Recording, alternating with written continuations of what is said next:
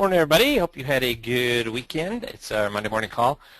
If you got questions, concerns, things going well, good things going poorly, please email, type them in the chat box. And again, as always, we'd love to have people actually talk on these Monday morning calls if you so choose. Just get on a headset and let us know, and we can get you right on board. So I will continue forward, and Missy, let me know if we have any questions as we go forward. Sure will. So, what are the mass affluent worried about? And everybody says, well, they're worried about their income. No, you know who's worried about about their income? People with no money. That's who's worried about their income. If we look at the affluent and the mass affluent, who they're worried about or what they're worried about, it's about rising healthcare costs. Because even the mass affluent know that a large healthcare bill can crush their net worth very, very quickly. Look at where, if I can find it here, ensuring retirement assets will last your lifetime, 6% versus 79%. So they're mildly concerned about it, but not nearly as much as healthcare costs. But what are we talking about at all times? This whole income thing. And we're kind of being brainwashed by all the marketers out there that that's what people want to talk about. But when I teach class after class after class and I ask people to raise their hands, how many of your clients touch their annuities? What percentage of advisors raise their hands? A very small percentage, because most people don't spend their annuities. They keep their assets. They hold them. For the people we work with, income is not necessarily the biggest issue on their plate. That's an issue for people who don't have a lot of money. So let me ask you a question. Who's going to spend more money on health care? A healthy couple, let me see some answers in this. A healthy couple or an unhealthy couple? Who's going to spend more money on health care?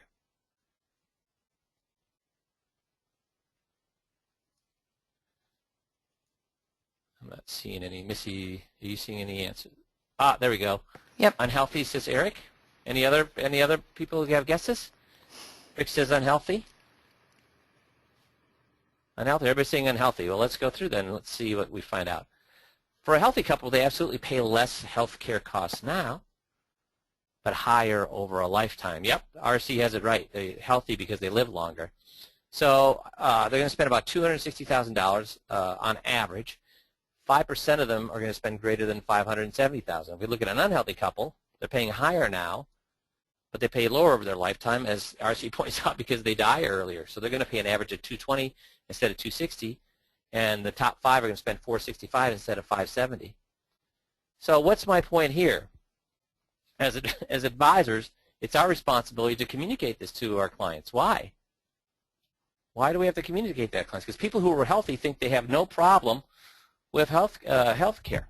Now, the other thing that they found out is who's likely to spend more on long-term care, a healthy couple or an unhealthy couple?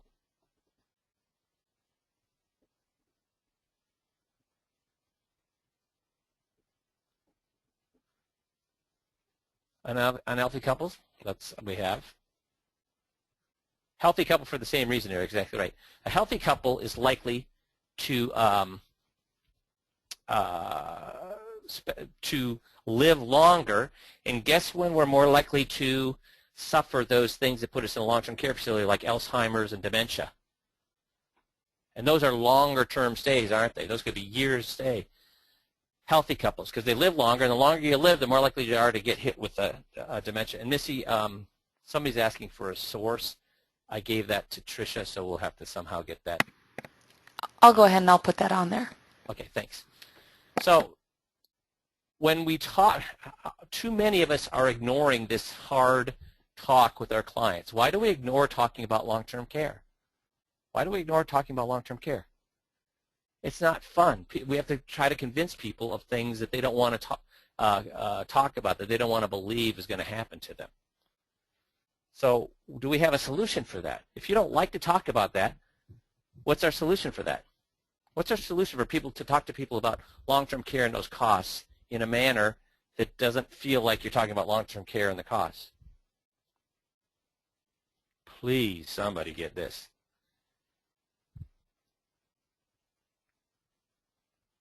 TRIP, exactly, Eric. TRIP.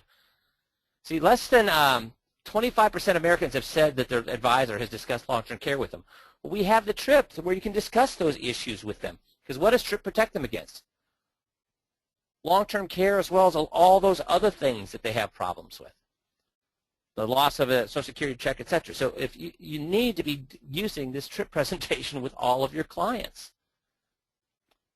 Long-term care and hybrid life. How about the MoneyGuard, which is a win-win-win? With MoneyGuard, what happens if they don't need it? What happens if they don't need, let's say a gentleman of 65 deposits $50,000 into MoneyGuard, what happens to the $50,000 if he doesn't need it? It grows at a very low interest rate. Well, what's their interest rate right now on a money market? So basically, it's a wash for whether they put it into a money market or they put it into a MoneyGuard. Does anybody not understand what I'm saying when I say MoneyGuard? If you type that in, if you don't understand what I'm saying when I say MoneyGuard. Don't they still need to be insurable? Yes, they do, Rick. They still need to be insurable for MoneyGuard. And who did we say? So Rick brings up a good question. Don't they still need to be insurable for MoneyGuard? Who did we say would be most likely need MoneyGuard? Healthy people or unhealthy people? Who did we say would most likely need MoneyGuard? Healthy people or unhealthy people? Okay, guys. Who would more likely need MoneyGuard? Healthy people or unhealthy people? Healthy people would, exactly. They're much more likely to need it.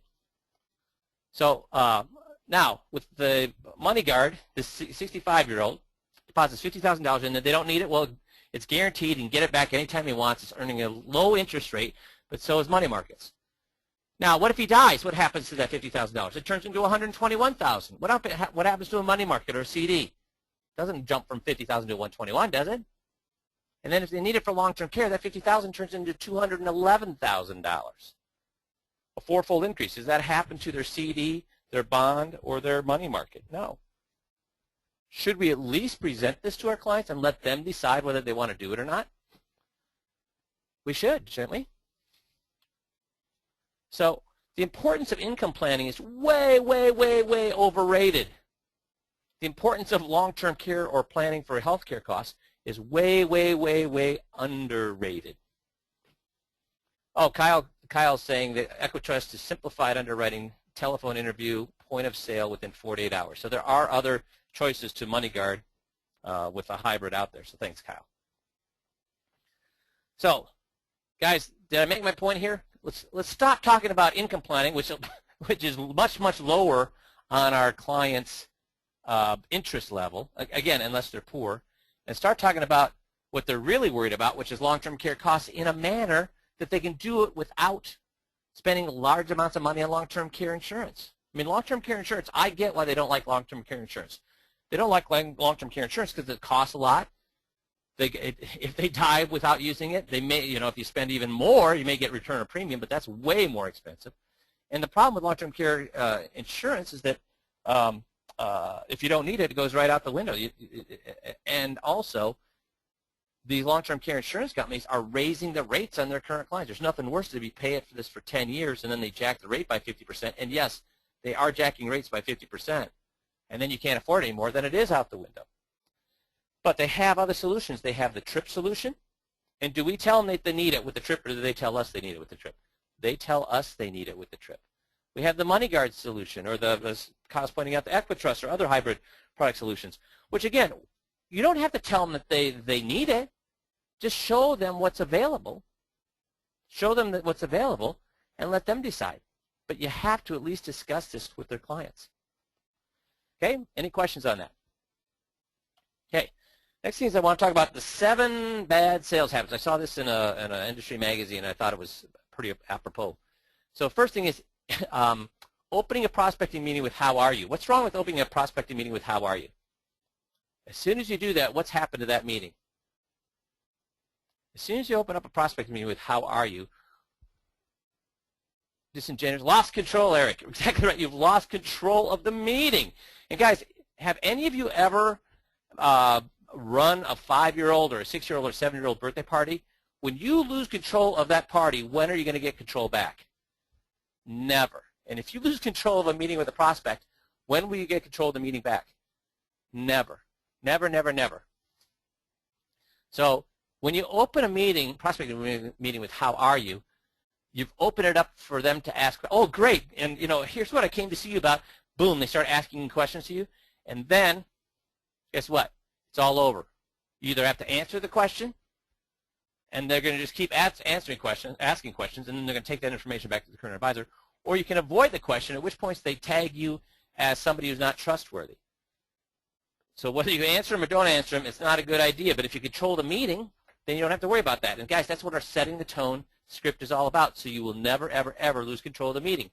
We ask the first question before they put their butts on a chair, and is that question, hey, how are you? No, it's not. It's, do you mind if I share with you what happens in the next hour or so? That's how you open your prospecting meetings.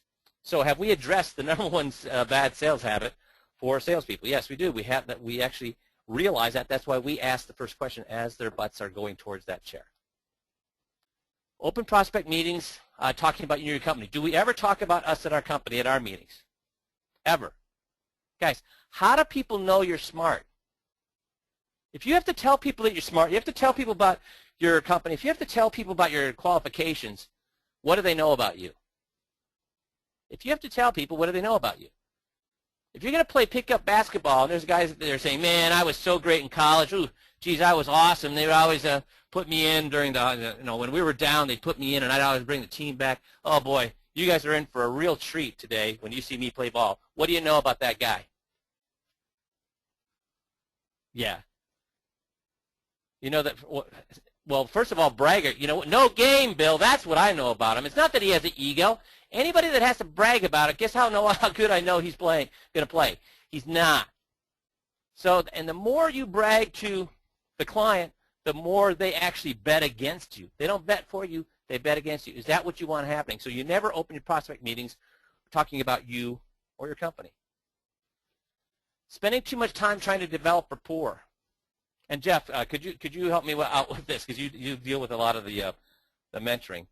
What do we tell guys when they spend, because guys, our first meeting is 1 hour long. And when it goes longer than that, you want to guess why it goes longer than that, guys? Let me see some guesses before Jeff hops in here.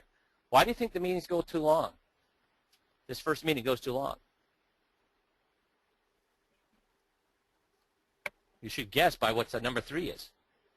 People spend too much time what? Rapport building, talking about the weather. Exactly, Jerry.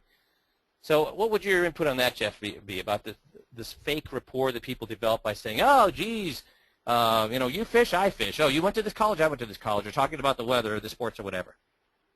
Yeah, that's typical of salespeople in general. So if you go down to the car lot and you're looking around for a car, they'll start chatting you up. Or if you, any kind of sales situation, that's what the salesperson does. So if you start doing that, they're going to immediately peg you as a salesperson. See, that's the thing, guys. You think you're developing rapport.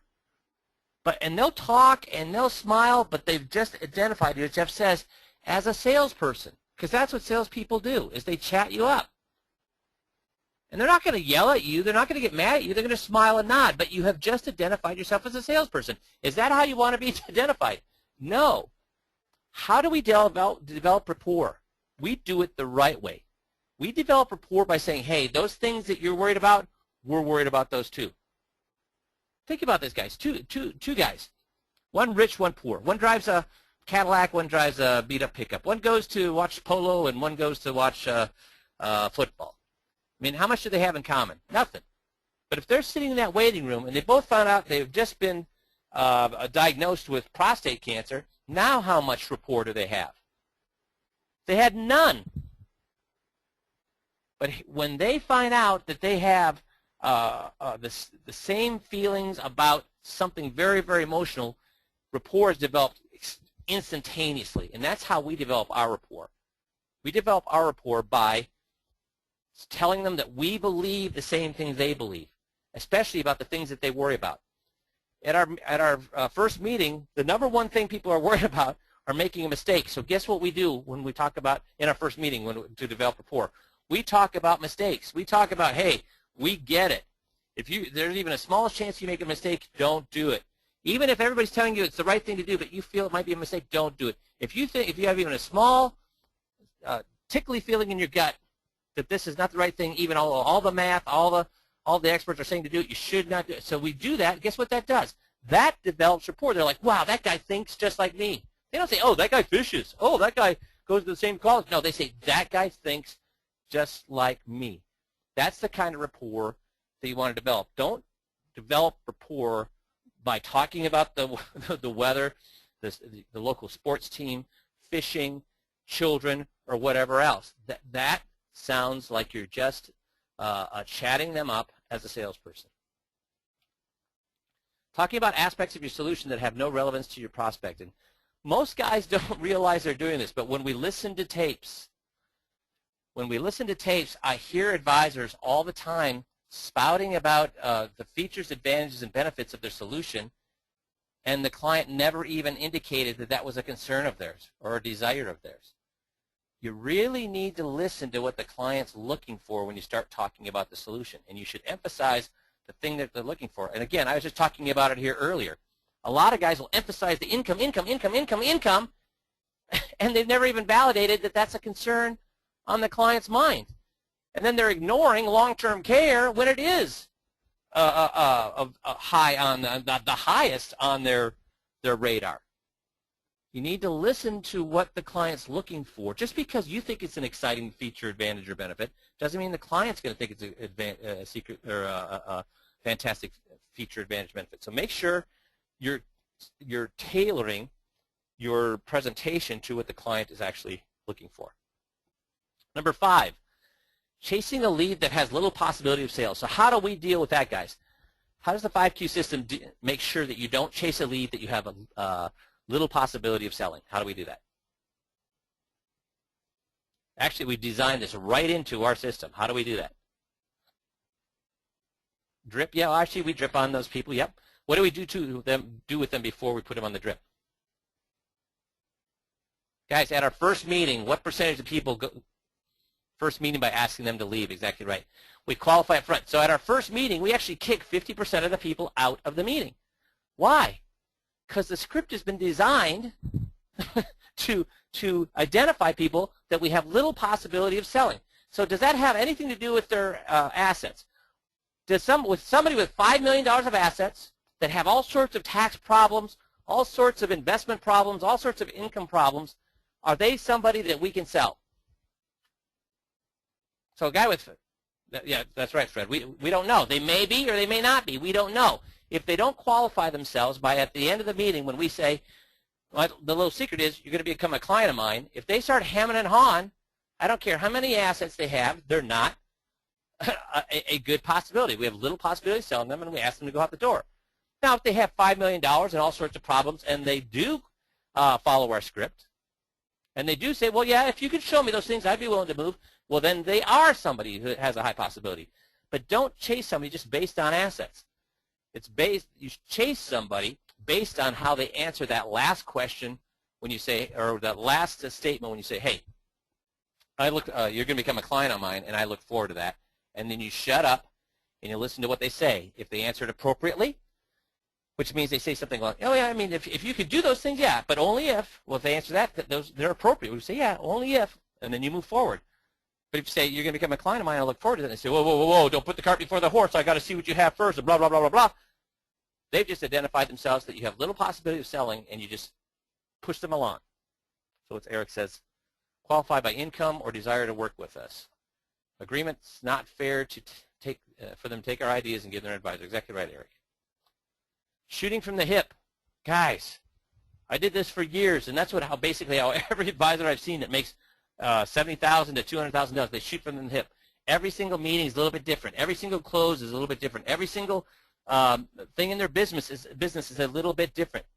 The most successful entities in this country, in any business, have a what? What does McDonald's have? What does Ford have? Systems. Systems, systems. Exactly, Eric. And that's what we have. We have a system. So, Jeff, when somebody calls you up and says, I have this client, and they're wealthier, and there's this big difference. I'm wondering, how should I change the system? What do you tell them? Don't change it at all. But this is a different kind of guy. They're wealthy. They have this going on and that going on. Yeah, you don't change it at all. Guys, never, ever, ever change the system. It's been tested over and over and over. Why do we not want to change the system? Because we know exactly what's going to happen at every turn. We know exactly what they're supposed to say at every single turn. And if they don't say it, we know it's giving us valid information. Information has been tested tens of thousands of times in the last decade. Don't shoot from the hip. Follow the system. And then the last one is relying on closing a whale. And this is it's really a sad one, because I've seen, really good salespeople all of a sudden say, well, you know what I'm going to start doing? I'm going to start doing premium financing. Or you know what I'm going to do? I'm going to be doing these whatever. They come up with these big systems to close $30,000, $40,000 commission clients at a shot. And hey, there ain't nothing wrong with that. What's wrong with that is when you stop doing everything else to do that. Because guys, how long can a whaleboat be out on sea before they see a whale? Are there times when whaleboats go out and they never see a whale? But how often do people go out fishing just for panfish that don't come back with a boat full of fish? I made my $1 million a year working with people, working with nurses, engineers, and teachers. They're not wealthy people. They're not even the mass affluent. They're just straight out middle-class people who needed help. The reason I was able to do that is I had a system. I could provide unbelievable service to them very, very quickly and efficiently because I had a system, and it made me a ton of money. I was making a hell of a lot more money than most guys out whale hunting. But you know what? I admit I had to work harder, but not that much harder. And guess what? I slept a lot better at night. Why would I sleep a lot better at night? Because, guys, when you're whale hunting, you lose one whale, and guess what happens to your income for the year? You're screwed. And all the guys that I've had a lot of whale hunters come onto my system, and it's for that very reason. They don't stop whale hunting, but they need that constant income coming in to really lower the stress level in their life. Does that make sense, everybody? Okay, so we got kind of a potpourri of topics here today. The last topic I want to talk about is what's happening in our marketplace for products. Clients looking for a healthy retirement. Sometimes we need to get out of our own way, and here's what I mean by that. Guys, you think people are selling more FIAs, more fixed index annuities now than they used to, or less than they used to? See some answers. More than they used to or less? More, Eric says. Does everybody agree with Eric? More, everybody's saying. More, more, more, more. Exactly. In 2003, 14 billion were sold. 2012, 32 billion were sold. That's more than double. But when I talk to guys, and Jeff, you talk to a lot of guys in the product, what do they tell you? I can't sell fixed annuities. Why? Because the cap rates are so low. Apparently, because cap rates are, but Jeff, cap rates are a lot higher in 2003. Yeah, well, yeah, and that's just exactly it. You're not selling cap rates. I mean, interest rates on anything safe are low. So if we're looking at safe money, the alternatives are the bank, a bond, or an annuity. And annuities still compare very favorably to banks and bonds right now. Because do we use fixed index annuities for growth, Jeff? No. We use it for the guaranteed portfolio. And about what portion of people's money should be in guaranteed? The people we work with, the retired folks. Retired people, roughly 50-50. Guys, it should be at least 50-50, if not leaning towards even more safe. And of all the safe things out there right now, fixed index annuities or fixed annuities in general have a much better story than anything else. You're not using this for your growth. You're using this for your guaranteed. And that's why you're seeing, but I hear advisor after advisor after advisor. I talk to Kyle and Scott and Jerry and Jeff at the Jeff Van Grinsven at 5Q Specialists, and I hear over and over and over that everybody calls and says, well, I can't sell them because of the caps are low. Dude, low compared to what? Because these are not for growth investing. They're for guaranteed investing, and people have to have at least half their money in guaranteed. But so if they're not selling it, who is selling this? Because variable annuity sales dropped by 7.2. You want to guess why FIA sales have doubled in the last, what do we got here, 9 years? Because registered reps are selling them. Insurance guys are saying, I can't sell these. They're hard to sell, so guess who stepped in and started selling them? Registered reps. Guys, don't, these are still fantastic products for the very thing that Jeff said. They're what you use for guaranteed money, and they beat any other. They beat bonds pants off. They beat CDs pants off. They beat money market funds pants off. So let's not get in our own way when it comes to products. Yes, caps are down. So is everything else down now. They still compare better than any other guaranteed investment, better than any other investment, guaranteed investment out there. So let's get back to the fundamentals of what we're selling to clients. When they talk to young people in the last 5 years, in the last 2 years, in the last 12 months, when they talk to old people in the last 5 years, 2 years, 12 months, when they talk to the wealthy in the last 2 years, last 12 months, when they talk to the mass affluent in the last 2 years, 12 months, what do most of these people want? What do most of these people want? Do they want growth? What do they want? Do most of these, I don't care, young, old, rich, poor, what are they all saying they want? Growth? Safety, RC, you're right. Safety, safety, safety. And yet when I talk to advisors, what are they all frickin' talking about? I've got this money manager. I've got this growth, growth, growth, growth. Who wants the growth?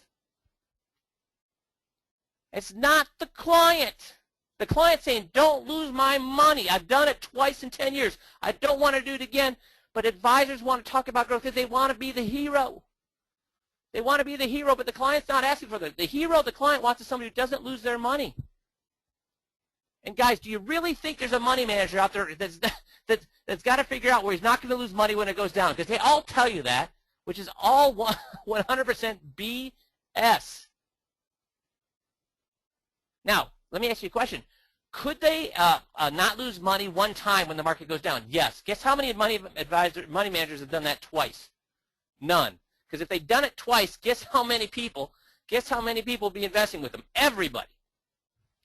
So guys, let's get back, again, listening to what the client really wants. They're worried about healthcare costs. They're worried about losing their principal. And what I want you to really talk to them about is even if a client wanted growth, which every single survey and research in the last 5 years, whether it's 5 years, 2 years, 12 months, they all are still saying, even with the booming market we've had, they all still do not trust what's going on. They know it's going to come down again. And you know what? I know it's going to come down again. Ask anybody, ask any economist or mathematician or statistician, they're going to tell you it's going to go down again. The only people that say it's not going to go down is who? Wall Street. Why? Because they need us investing. So not only, I mean, when you talk to your clients and you talk about principal safety, you have to say, are you okay? What amount of money are you okay with it going down 30% or 40% or whatever number you want?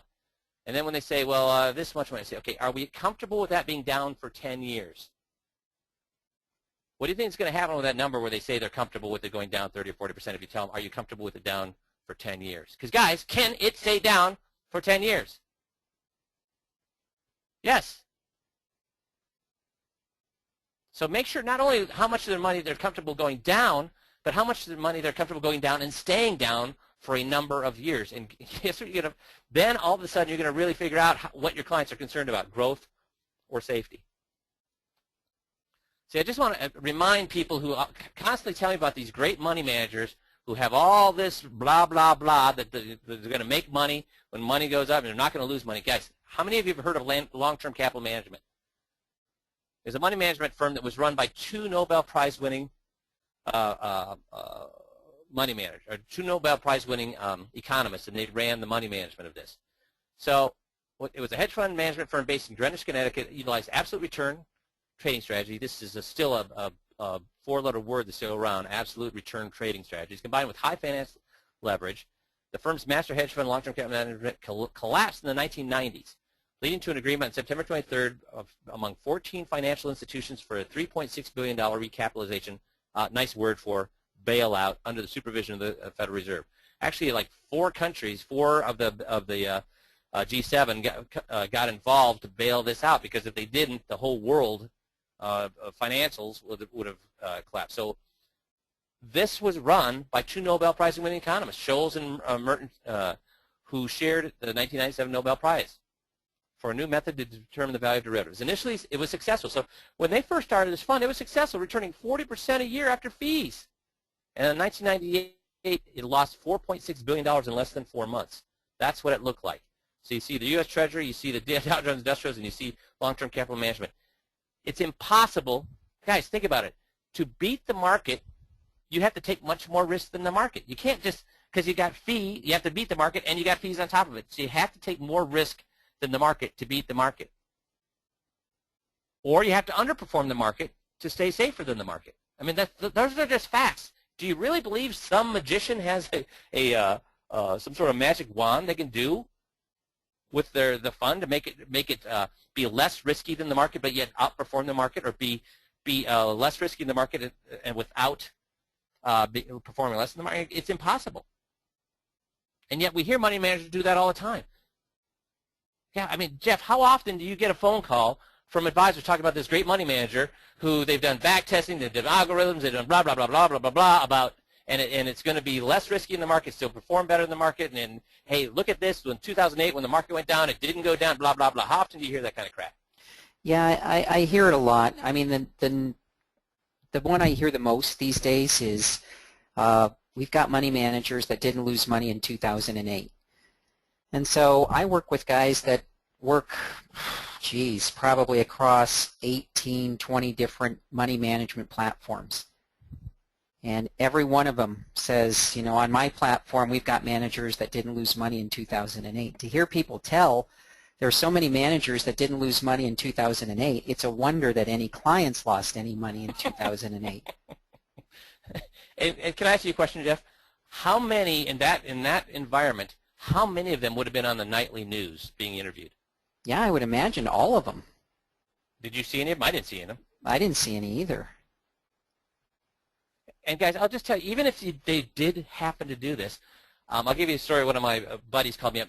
Anybody here know who Martin Weiss is? Martin Weiss has been having, for the last 20 years, has this newsletter he sends out. He sells his service. And my buddy called and said, oh, and it was right before the 2000 crash. Or I'm sorry, it was right after the 2000 crash. He says, oh, my God, I just got to tell you, man, this is awesome. I found this wonderful money manager, and he saved me a ton of money by getting me out of the market in time. I was like, great, who's that? He says, oh, Martin Weiss. I said, oh, Paul, that's fantastic. Here, let me send you some information. So guess what information I sent him on Martin Weiss? So he got out. He started subscribing to Martin Weiss 2 weeks before the market crashed, and he pulled his money out based on Martin Weiss's prediction. And Martin Weiss was absolutely right. So he was saying, Mr. Martin Weiss is a genius. So what information do you think I forwarded to Paul? Anybody have any idea? Because I subscribe to everything, guys. If these money managers really could do this, I would know about it. I subscribe to everything. Well, here's what I sent to him. I sent the previous, from 1990, I sent him the letters that Martin Weiss had written from 1990 to 2000. Guess what he was saying for the full 10 years before 2000? Every single year, guess what he said? Want to guess what he was saying for every single year before the year 2000? Get out, Dale, you're right. Get out, Eric, you're right. Get out, get out, get out, get out, get out. So guess how much money Paul would have had if he'd stayed out of the market during the 1990s just to avoid the market going down in 2000? He would have been poorer yet. Guys, think about this. Every manager, and there's been several of them, have been right once. Guess how many of them have been right twice? None. Not even Warren Buffett. But he invests for the long term. He never claims to know what's going to happen with the market. But even Warren Buffett went down in 2007. So let's not rely on money managers to tell us the market's not going to go down unless they're willing to put their house on the line. What do you think happens when you ask them to if they want to put their house on the line? All of a sudden, all these, yeah, we don't lose down on money in down markets. All those promises are going to go away in a second. So we want growth. So where do we get growth? We get them from the money managers. I'm not saying don't invest in money managers, but how much of your client's money should be at risk? If it's with a money manager, it's at risk. Don't believe a money manager is going to not have your client lose money if the markets go down. It cannot happen. Minimum floor on interest. How many people want a minimum floor on interest? How many people want their gains locked in annually? How many people want access to your money if you need it? Guys, understand, please, that annuities are way more liquid than bonds. Annuities are way more liquid than stocks. They're way more liquid than mutual funds. Why? Because if interest rates go up, bonds are not going to be liquid. When I worked at the bank selling bonds, I saw bonds lose 30% of their principal if they were not held till maturity. 30% of the principal. Boy, talk about a shocked client when they buy a guaranteed bond and then find out they can't get out without taking a 30% cut to their principal. That's not very liquid. Mutual funds, if the market goes down by 30%, they're not liquid. Stocks, if the market goes down by 30%, they're not liquid. If the market goes down by 30%, can you still pull money out of an annuity? Yes. 10% with no penalty. You can pull out even more than that with but if you spread the penalty out over the 10% and whatever additional they need to pull out, it ends up not being very high. So it's way more liquid than a stock, bond, or a mutual fund, which is exactly what you want for your what? Your guaranteed money. Now, with your long-term money, your growth money, it doesn't need to be as liquid. Why? Because it's in for the long term. Lifetime income I can't outlive. What provides that for you? What are variable annuities now doing with their lifetime income they can't outlive? What are the variable annuities doing right now with the lifetime income they can't outlive? We've talked about this, but not for probably 4 or 5 months. What are they doing? Getting out of them, Al. Exactly. They're getting out of them. They can't afford them. They're not actuarially sound. And it's there for my spouse. What do I mean by that?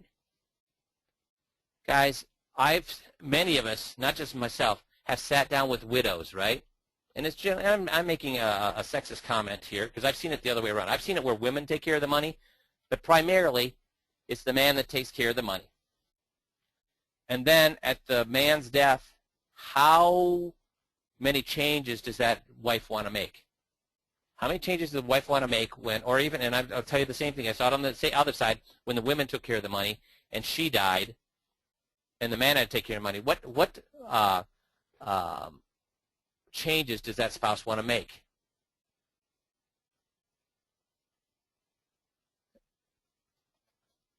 They don't want to make any changes. Is that dangerous? Yeah, Dale, you're absolutely right. None. They don't want to make any changes. Why is that dangerous, Dale? Why is that dangerous that once the spouse that takes care of the money, somebody wants to review 3-4. Yeah, I can do that. So while people are thinking, but why is it dangerous if the client doesn't want to move their money? So again, I'm saying, how much of your principal can, somebody wanted me to review these bullets here a second. So how much of my principal can I lose comfortably? And not only lose now, but lose for 10 years. And you're going to find out a whole different answer there. Want some growth? Hey, go ahead and get growth. But the safe money is safe and the growth money is growth. Don't mix the two together. 50% of that money has to be in guaranteed where they cannot lose principal. Not on a promise of a money manager saying, hey, look at this, I didn't lose money the last time the market went down. No, that's the growth money. You need to have that, but don't mix that into the guaranteed money. Minimum floor on interest. Well, guess what? Annuities had a minimum floor on interest. Gains locked in annually. We get that with annuities. Access to money if you need it. We get that with annuities. And lifetime income. We get that with annuities. So, Dale said. So why is it important, or why is it dangerous for a spouse not to make changes when the spouse that takes care of the money dies? Because, as Dale says here, it needs to be set up different for her, different objectives, and those objectives change. And you know what else changes? Everything else around her. Maybe the money managers they were using is no longer any good. Maybe things change, and she has to be able to at least have some money to rely on that no matter what happens, it's guaranteed. So I guess the main crux of these last 7 bullets is, guys, you need to have half the money in guaranteed. The best place for guaranteed is in some type of annuity for lots of reasons. If you don't understand that, contact your 5Q specialist, contact Jeff here. we'll walk you through why annuities are far better than any other guaranteed vehicle out there. So we're not saying put all the money in there, but we're saying 50% of that money should go into something that's guaranteed, and there is nothing better than annuities for that guaranteed money. Okay?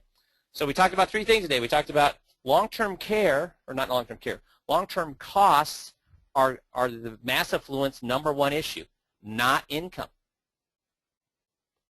We're not talking about it, and we need to be talking about it, either through TRIP or with a hybrid product. If you don't know about the MoneyGuard products or the Equidust product, and Kyle just texted me that the Equidust product actually has a 12% bonus on the hybrid product. So please contact them about that. So that's the first thing. We need to be talking to the clients about what their number one concern is, which is the cost of medical costs. The second thing is bad sales habits, and if you follow our 5Q system, all the things to prevent those bad sales habits are incorporated in the way we conduct ourselves with 5Q selling system.